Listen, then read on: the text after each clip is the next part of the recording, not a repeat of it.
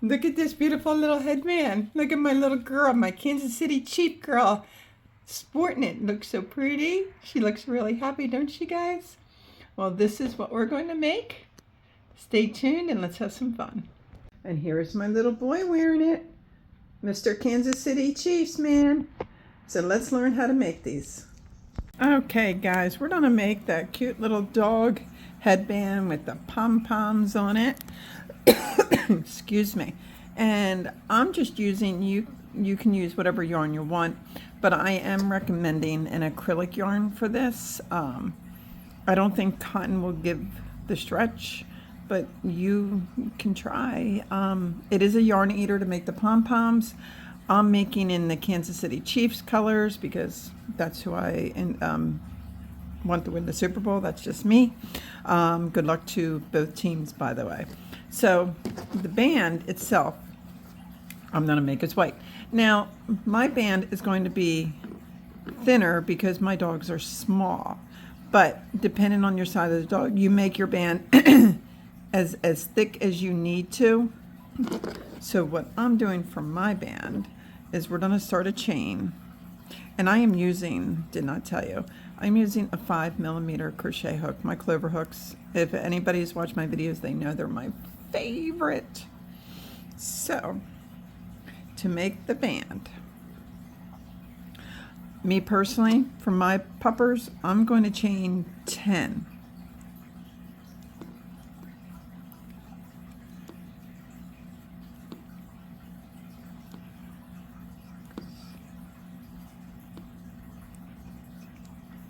Nine and 10. Okay. Now, not in the chain that your hook is on, but so you skip that one. The very next one, we're going to be doing slip stitches. This is the stretchiest band that you can make, but when you're making these slip stitches, I need you to make them on the looser side. If you make them too tight, as you do each row, you're going to struggle at finding your stitch. And you really don't want to be doing that, okay? So you go into the second chain from the hook, put your hook in there, you grab yarn, you bring it through, and then to make sure it's not too tight, you just jiggle it up so your stitches are close together, and then you just slip stitch through. So since we chained 10 and we skipped the first stitch, I'm going to end up having 9. So whatever you chain, when you do your first row, you're going to be -1. So for an example, if you chain 15, you're going to have 14. If you chain 20, you're going to have 19. If you chain 6, you're only going to have 5. Okay, so that's 1. And I'm going to just keep repeating this. 2, 3, 4,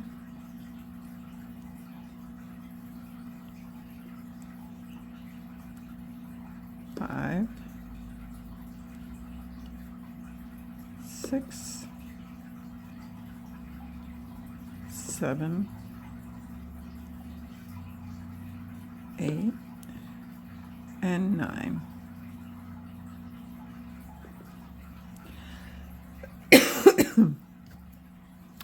So then go to the next row, you chain 1 and you turn. You never go into that chain 1. You're going to go in the back loops only of your chains, back loops. So again, that's 1,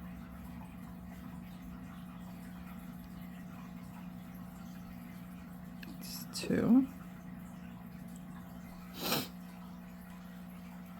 3, 4, 5, 6,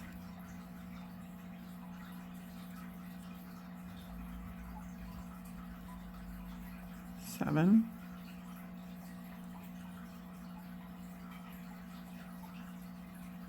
8, and 9. Always keep your counts, because if you miss a stitch, your band's gonna go smaller and smaller, and if you add them, it's gonna get wider.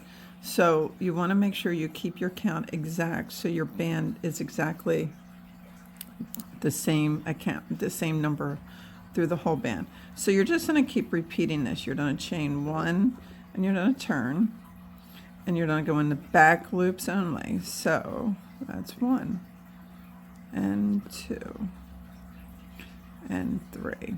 So like I said, you're going to repeat this until you get the band the size that you need.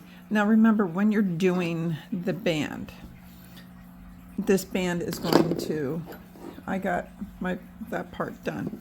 This band is going to stretch, okay? So you don't want it completely loose on your dog's head around. You want it to be able to stretch a little bit, but you don't want to have to pull it completely out to make it fit around your dog's head. So you need a little give, but make sure you don't have to pull it out because then it'll be too tight for their head and you don't want that on them. You don't want it uncomfortable. So after you get the band the length that you need, I pulled my loop through. Okay, there we go. Now we're gonna just sew it together, and I'm going to get a needle.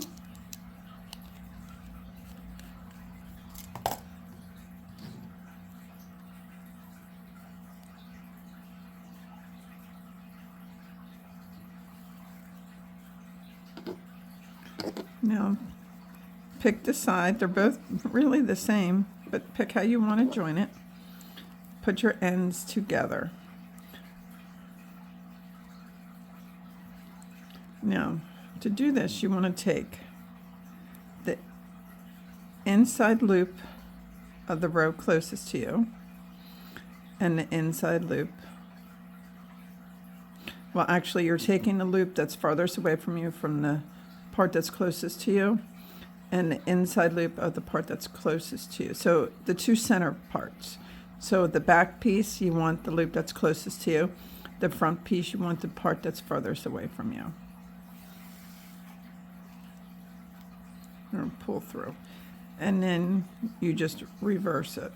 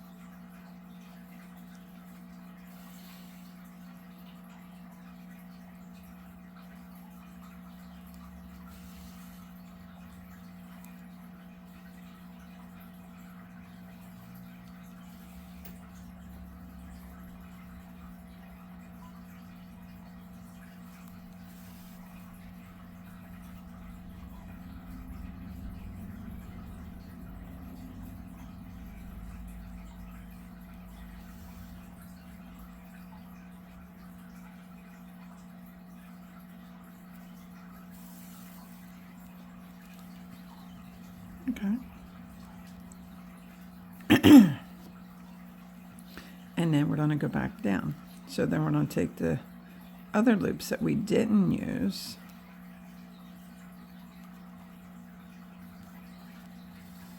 and go back down. This guarantees a good seal so it doesn't come apart.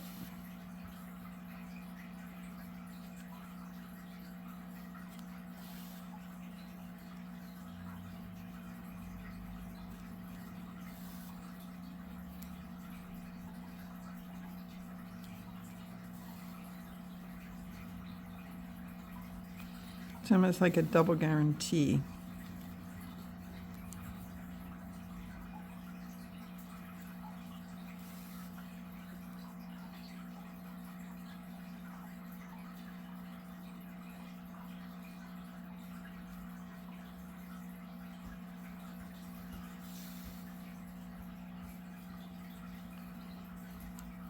I'm going to catch this edge. And see, there's your end. So then I'm going to go on it. See, Pick your side that you like better. You like this side or that side to be the outside. I kind of like this, so I am going to hide my end on this side.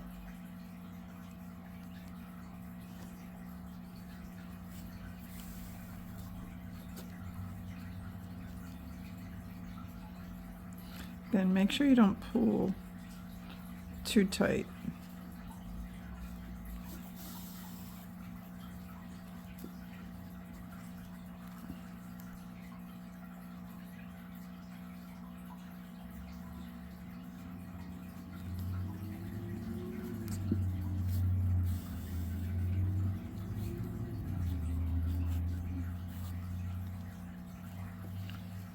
And then my tail.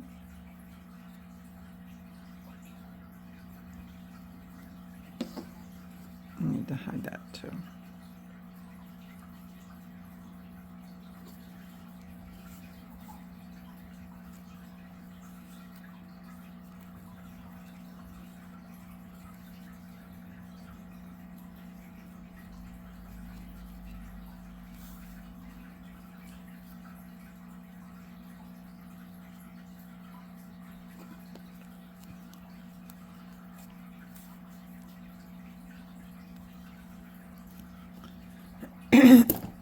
I have been trouble getting rid of this cough for weeks now, so I apologize for my coughs.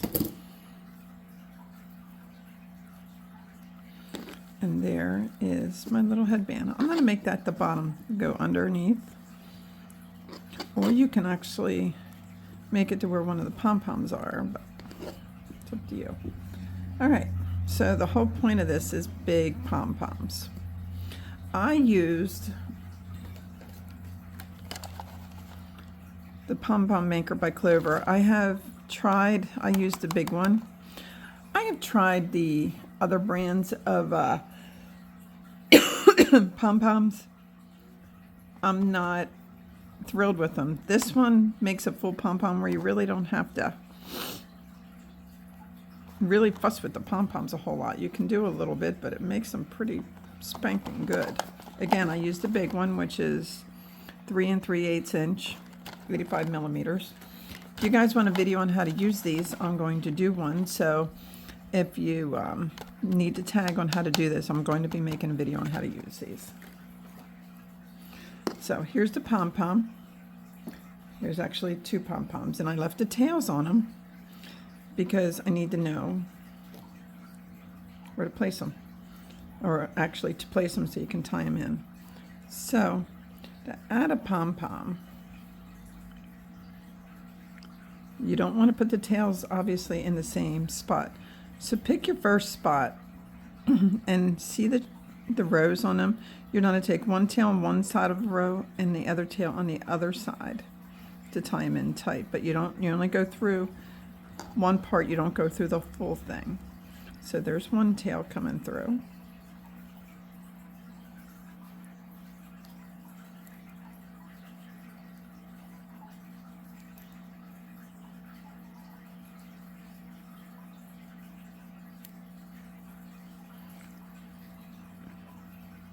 And I'm going in a little towards the back, not quite dead center.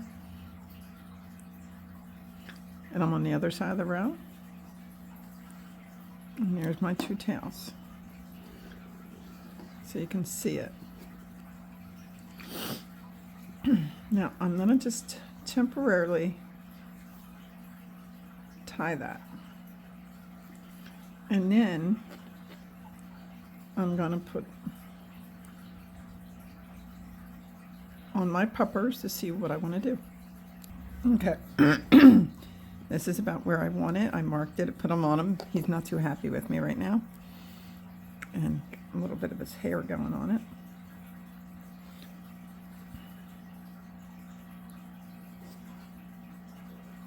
So I'm going to see where I put this. See, that's why I didn't do it so tight. So this row, back one, right there.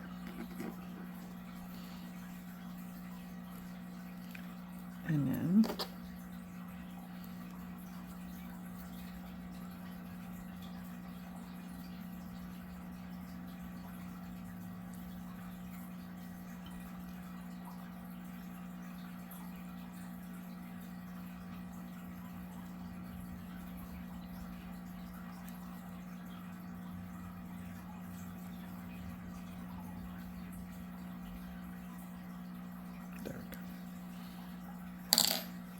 Now, once you got them where you want them, tie them tight, but not ridiculous tight.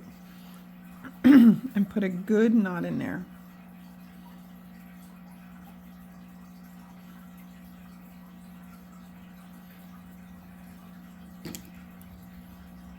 And cut.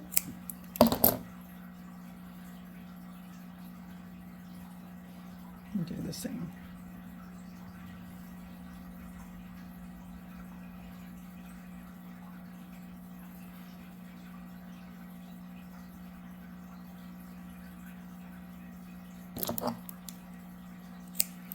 Now, if you want to put some fabric glue on there, you can. I don't know if I'd recommend it, but it's obviously your choice on how you want to make sure you secure those ends.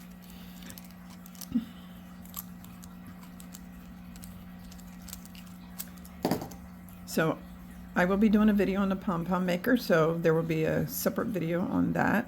So if you need to know how to do that, I'm going to get that done today. So if you need to go over and look, it will be offered to you. And I'm using the Clover pom-pom maker. That seems to be my favorite. But this is how you make your little puppers, little headband. All right, thank you for watching. I'm Ronnie. I work with Maggie and Lauren to do these beautiful crochet videos. And at the beginning of this video, I'll show a picture of my puppers wearing it. Thank you.